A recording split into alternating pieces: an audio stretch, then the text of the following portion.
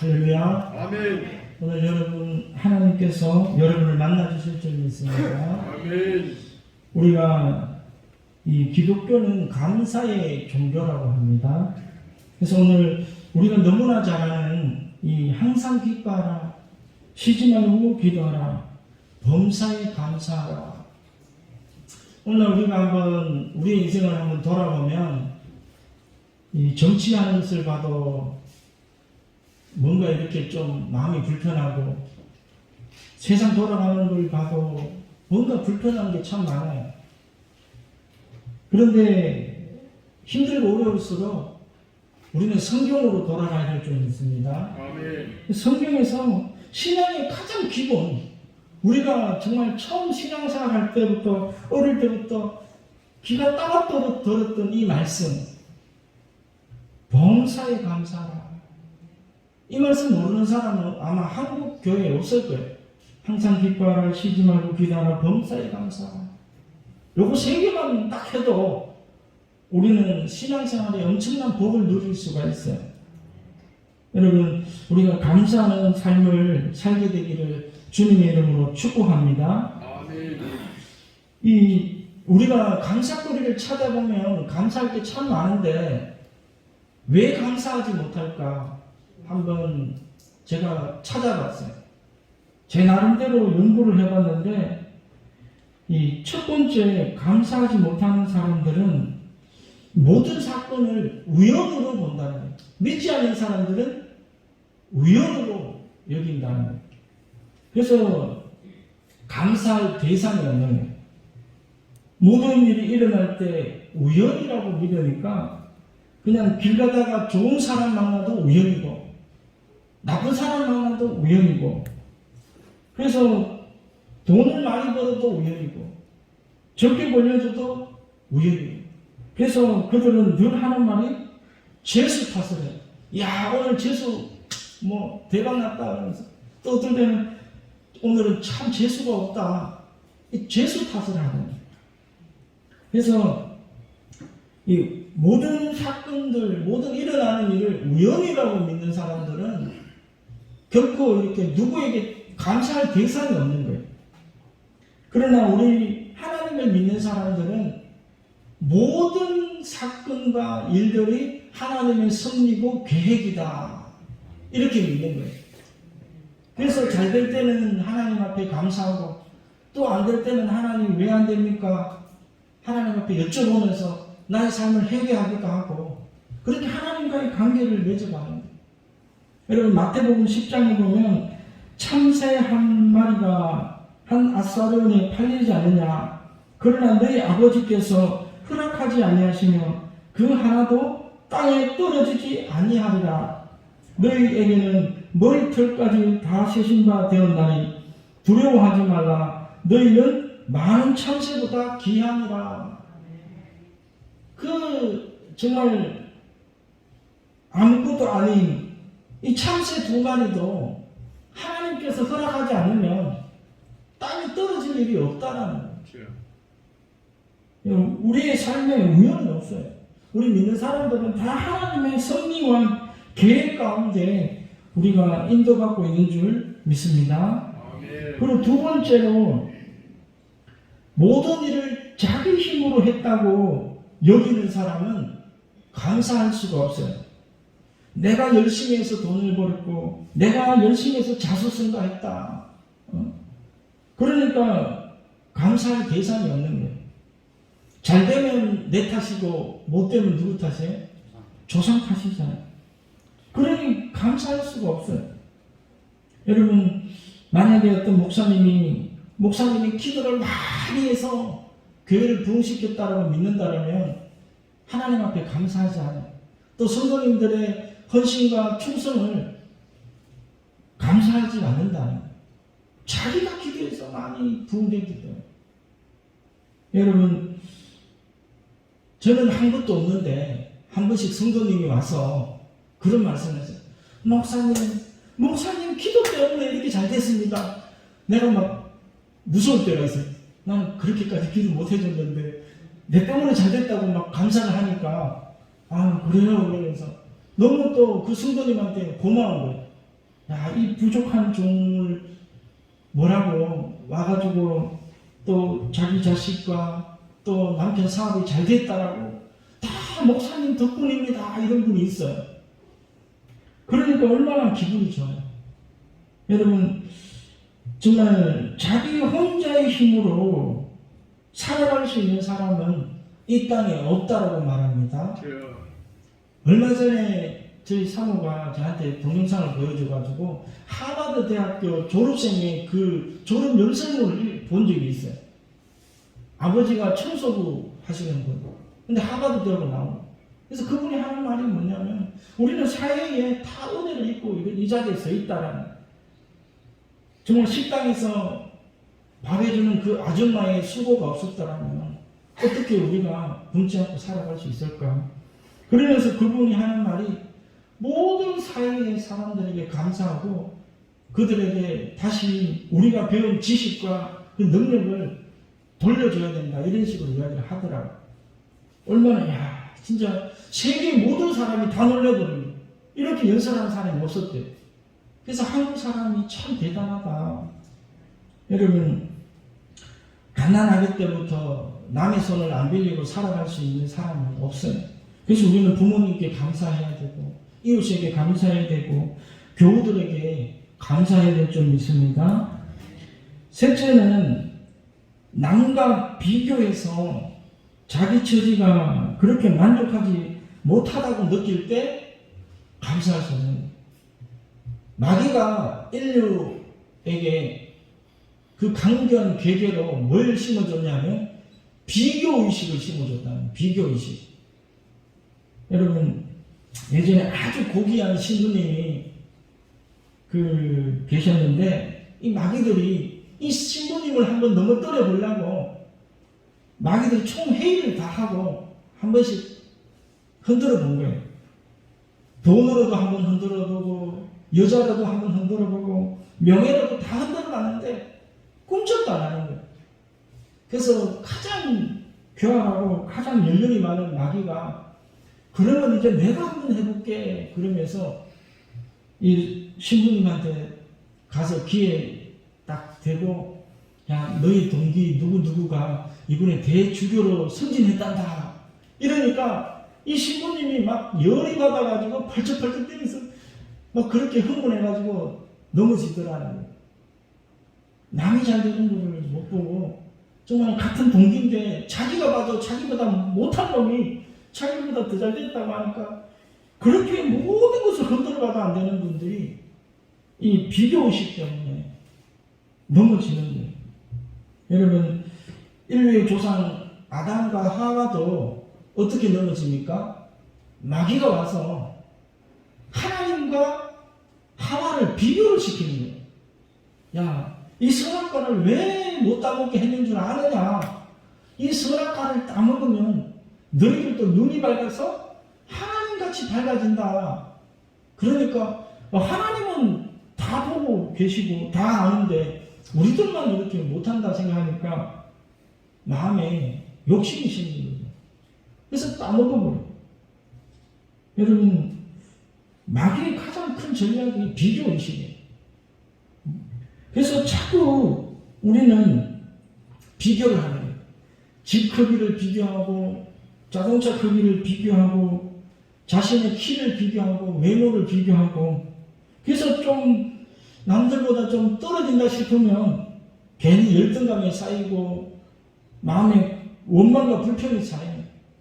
우리 아버지가 조금만 내 공부 더 잘 시켜줘서 저놈보다는 내가 좋은 학교 갈 수 있었을 텐데 막 그러면서 부모는 원망이 생기기도 하고 비교의식.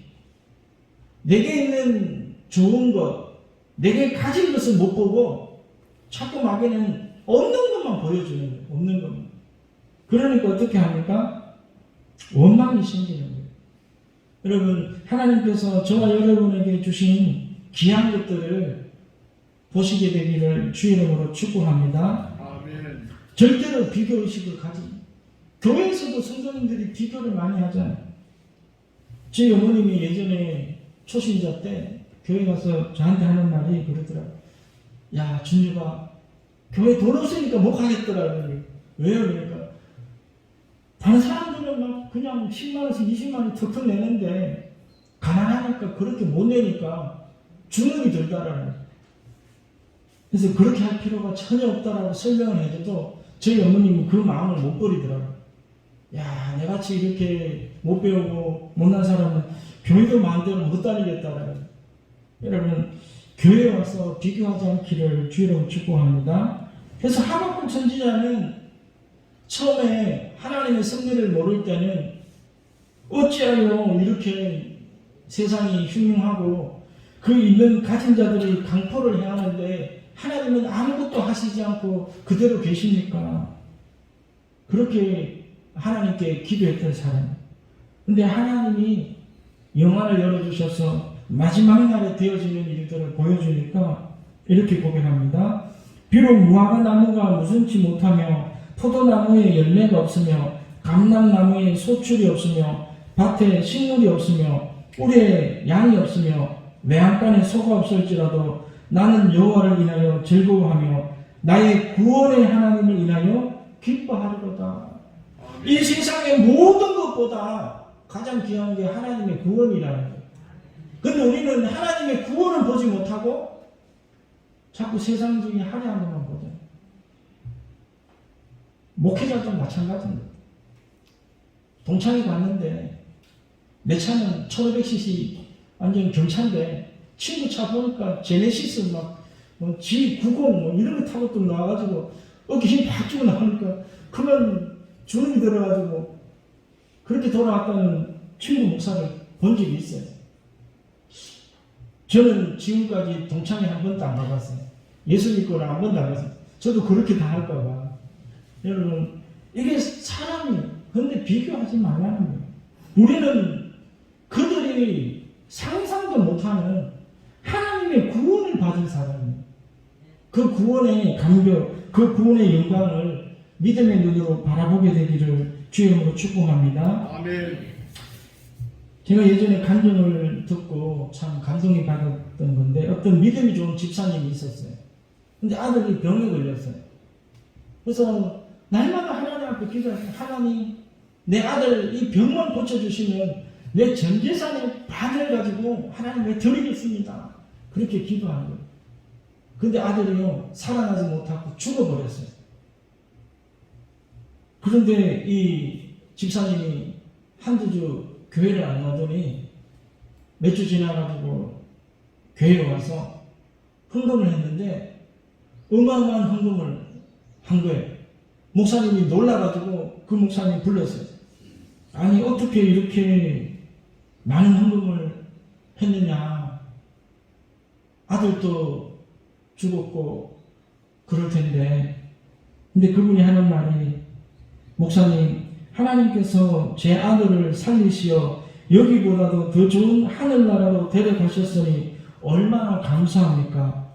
제가 약속대로 감사 예물을 드렸습니다. 이분은 믿음의 눈이 열려버린 거예요. 이 구원의 은혜가 얼마나 큰지를 알게 된 거예요. 여러분, 우리는 이 땅의 삶이 끝이 아니라 바로 우리에게는 영생이 있는 줄 믿습니다. 감사를 하면 그러면 어떤 유익이 있을까 우리에게?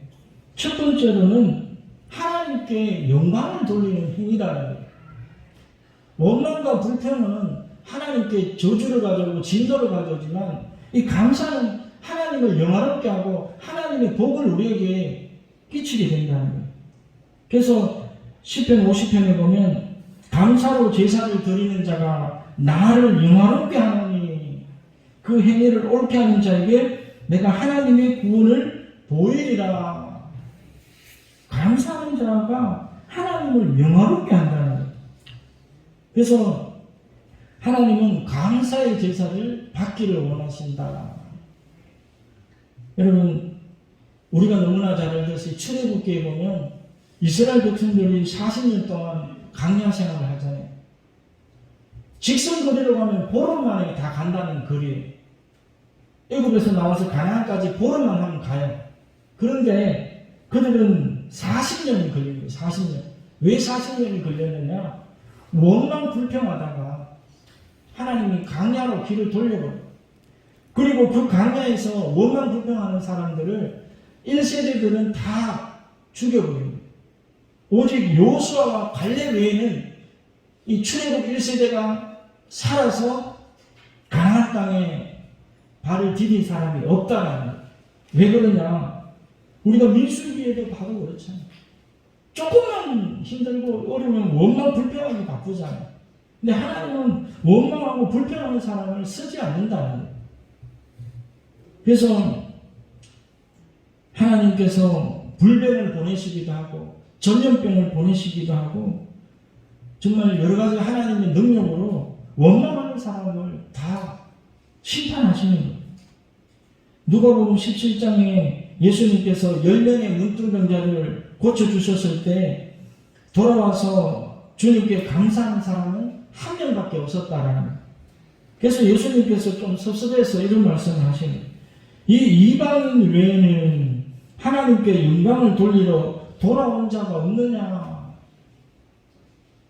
오늘날 누가 감사를 더 못하냐면 신앙생활을 오래 했다라고 하는 사람들이 더 감사를 못하는 거예요.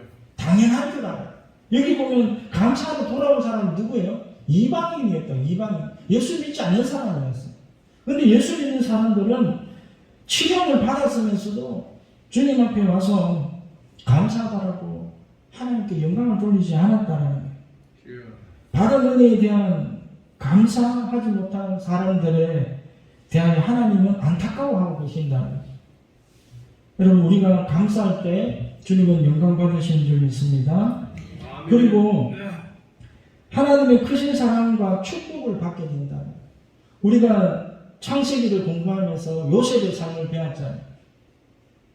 정말 요셉을 보면 어떤 성경 구조를 아무리 봐도 찾아봐도 하나님 앞에 원망하였더라라는 단어를 찾아볼 수가 없어요.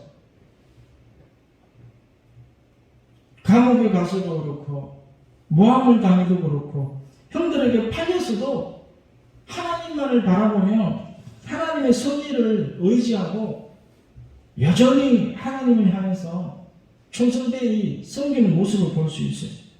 그리고 마지막에 어떻게 고백합니까?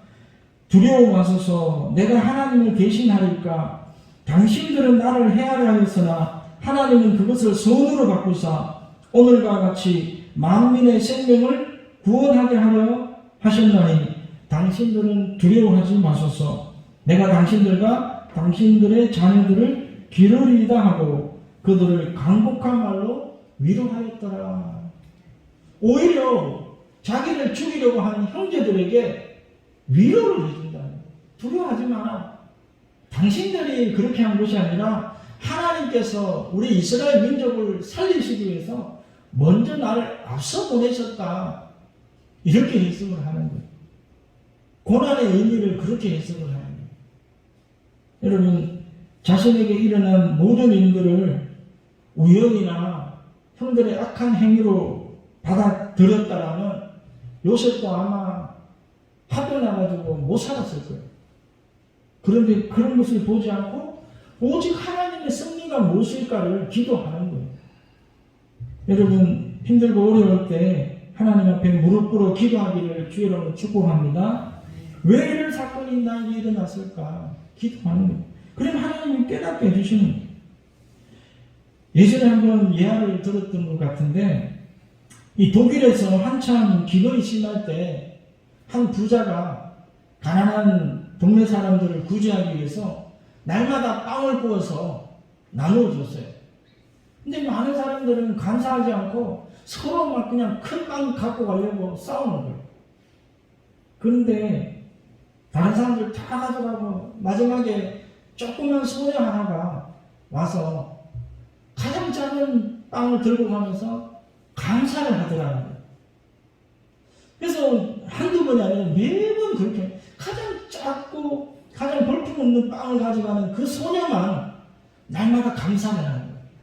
그래서 이 주인이 너무 그 마음이 아름다워서 빵을 조그맣게 만들어가지고 그 안에다가 운동전을 하나씩 넣어놨다라는 거예요. 그래서 하루도 그날 또 이제 그 소녀가 와서 가장 마지막에 또 그것을 가져갔다가 다시 돌아온 거예요. 내가 먹는 빵에 이 운동전이 들어 있었다. 그래서 이것을 돌려드리려고 왔다 그러고 말하는 거예요. 그래서 그 소녀에게 이렇게 말해줬다. 하나님은 감사할 줄 아는 자에게 더 큰 축복을 주신단다. 너에게 주려고 일부러 제일 작은 빵에다가 운동전을 넣어 만든 거다. 너가 가져가라. 이렇게 했다. 이 작은 것에 감사할 줄 아는 사람.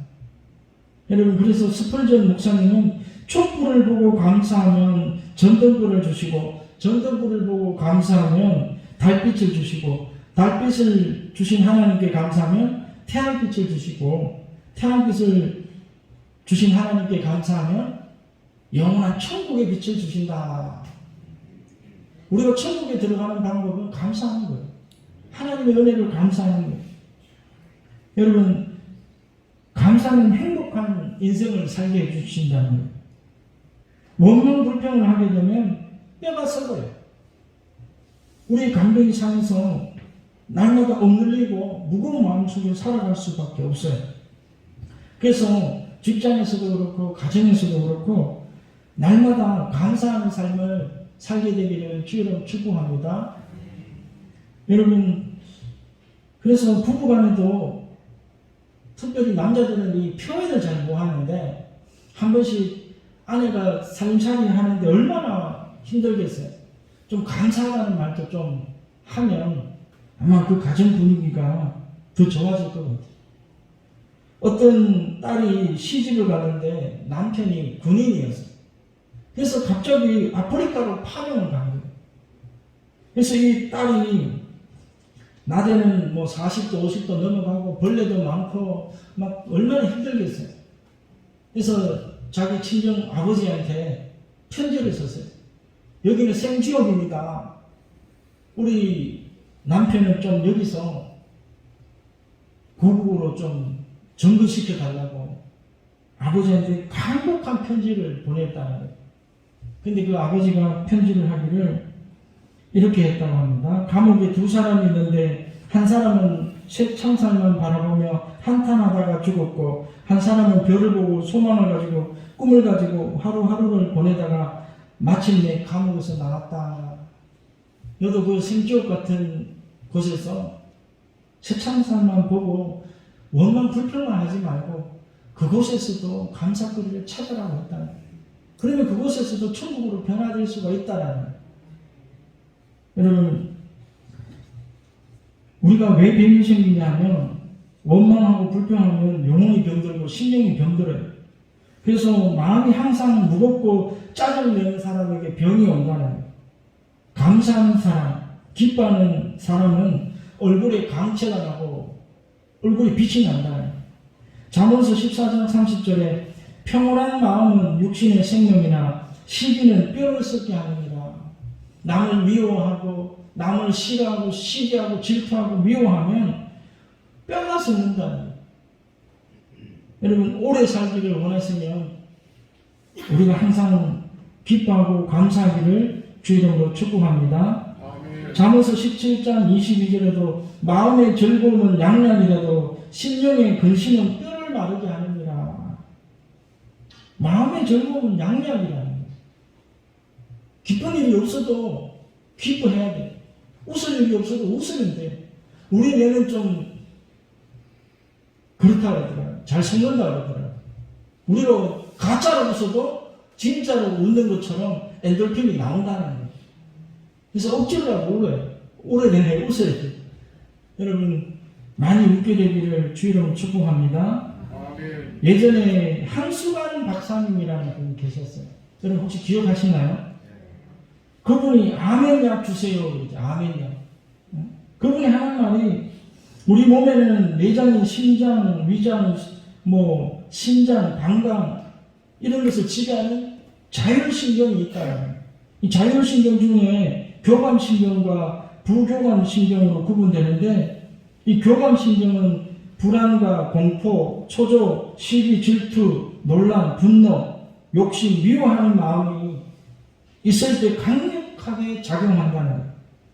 그래서 이 교감신경이 작용하면 그 여파로 인해서 심장이 급하게 뛰고 소화불량이 되는 등 이 뇌장에 큰 병을 초래한다. 이렇게 말해요. 이에 반해 부교감 신경을 활성화시키면 건강해진다는 거예요. 기쁜 마음, 아름다운 마음, 사랑하는 마음, 봉사하는 마음, 감사하는 마음, 고마워하는 마음, 이런 남을 귀하게 여기는 이런 마음들은 이 부교감 신경을 자극하는 촉매자가 되어서 우리 육체에 엔도르핀이 돌게 하고 건강하게 해준다는 거예요. 여러분, 그래서 우리도 긍정적인 마음을 갖게 되기를 주의로 축복합니다. 아멘. 우리가 너무나 잘 아는 찬송가 434장 나이 갈 길 다 가도록 이런 찬송을 지은 하니 제임스 크로스비 여사는 일평생 눈을 보지 못하는 소경으로 살았다라고 말하고 있습니다. 그런데 어떤 성도가 그녀에게 와서 묻기를 당신의 얼굴은 늘 밝고 감사의 빛으로 차 있는데 당신의 처지를 보면 감사할 것이 없다고 여겨지는데 무엇이 그렇게 감사합니까? 아무리 봐도 보지도 못하는 그런 소경이 뭐가 그렇게 감사하겠습니까? 그런데 그가 하는 말이 내가 그리스도인이라는 단 한 가지 이유만으로도 하나님의 은혜가 얼마나 고맙고 감사한지 모르겠다. 이렇게 말합니다. 여러분이 구원받은 하나님의 자녀라고 믿으십니까? 다른 것 아무것도 없어도 그거 하나만으로도 우리는 감사할 수가 있다라는 거예요. 그래서 여러분 가운데 자꾸 마음에 원망과 불평과 짜증이 난다면 지금 누가 역사하느냐면 마귀가 지금 우리를 괴롭히고 있는 상태라는 거예요. 사탄의 소원은 뭐냐면 어찌하든지 성도들 마음속에 원망과 불평을 심어주는 거예요. 그래서 하나님과 멀어지게 하고 하나님의 축복이 오는 길을 차단해버리는 거예요. 여러분, 범사에 감사하고 범사에 찬송해서 사탄을 물리치는 저와 여러분이 되기를 주의 이름으로 축복합니다. 아멘. 그래서 이제 마지막으로 그럼 범사가 무슨 뜻일까? 범사에 감사하라는 뜻은 어떤 뜻이 있을까? 여러분, 범사에 감사한다는 말은 우리가 잘 될 때 감사한다는 거예요. 여러분, 잘 될 때 감사하십니까? 사람들은요, 잘 되면 자기가 잘해서 잘 된 줄 알고, 오히려 이 신앙생활을 보면요, 막 잘 될 때 교회를 안 오더라고요. 막 돈 벌기 바쁘다고. 너무 바빠서 못 온다. 너무 잘 돼가지고. 하나님께 감사를 안 해요. 여러분, 잘 되면 우리는 당연하게 감사를 할 줄 아는데, 진짜 잘 되면요, 이게 몰라요. 그래서, 범사에 감사한다는 말은, 정말 우리가 하나님의 은혜로 형통하게 될 때, 모든 일이 술술술 잘 풀릴 때, 그때 하나님 앞에 감사해야 된다는 거예요. 여러분, 두 번째로 범사에 감사한다는 말은 반대로 역경 중에서도 감사한다는 거예요.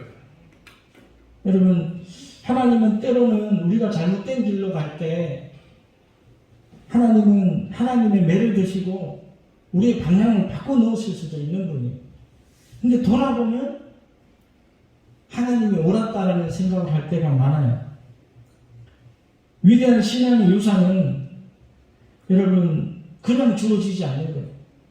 오히려 힘들고 어렵고 정말 고통 속에서 하나님 앞에 무릎을 꿇고 하나님을 만나는 사람들이 많아요.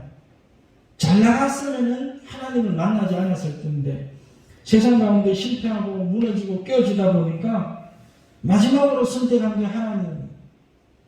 여러분, 역경 중에서도 우리는 감사하게 되기를 주로 축복합니다. 아멘. 그래서 가나안의 가부는 두 랩돈을 하나님께 드리잖아요. 생활비 전부를 하나님께 드렸다 이렇게 말해요. 가난해도 하나님 앞에 감사할 수가 있어요. 부자도 하나님 앞에 감사할 수 있고. 사도 바울은 병력한 몸으로 인해서 오히려 기뻐했다는 거예요. 자기 자신에게 있던 육체적 가시를 위해서 하나님 앞에 이것을 없애달라고 3번이나 간구했지만 하나님은 너의 은혜가 족하도다. 너가 약한 데서 곧 강하다. 이렇게 말씀하시죠. 여러분, 우리가 병들었어도 기뻐할 수가 있는 거예요. 다니엘은 사자굴에 들어가야 할 죽음의 위기에 처했음에도 하나님께 감사하며 기도를 드렸다라고 말하고 있습니다. 우리는 환경을 바라보면 감사할 수가 없지만 오직 위대하신 하나님을 바라보게 되면 감사할 수가 있는 줄 믿습니다. 그래서 이 범사에 감사한다는 말은 또 아무 일이 안 일어났을 때도 감사하는 거예요. 여러분, 무탈할 때 좋은 일도 안 일어나고 나쁜 일도 안 일어나고 그냥 그저 평범한 삶을 살아갈 때도 우리는 하나님 앞에 감사해야 될 줄 믿습니다. 아멘. 여러분, 이게 얼마나 큰 복인지 몰라요. 우리 몸이요, 가장 건강할 때는 내 몸이 있는 줄도 몰라요.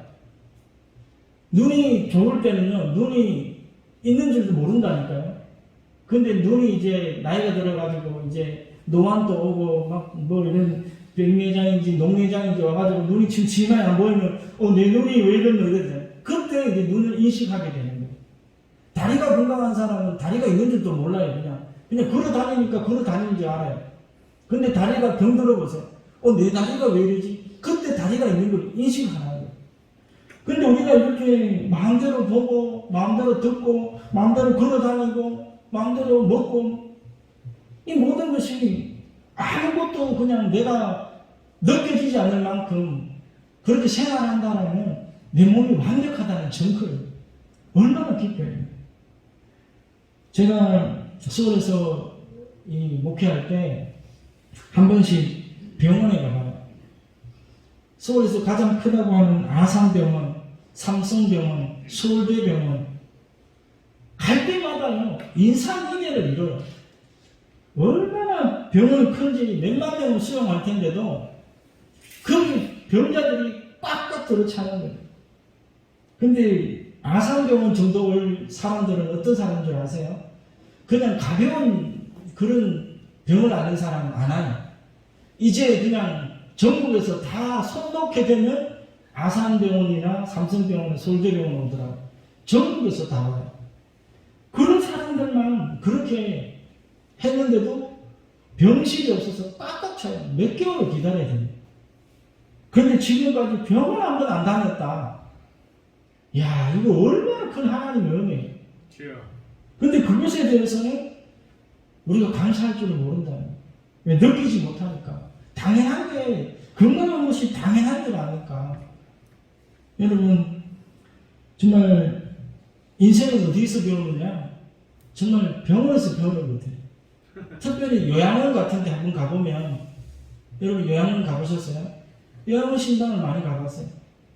그러면 인공호흡기 꽂고 아무 소망 없이 그냥 죽고 싶어도 못 죽는 그런 분들이 많아요. 꼭 죽으려고 하면 다시 양념가지고 또 살려나게 돼요.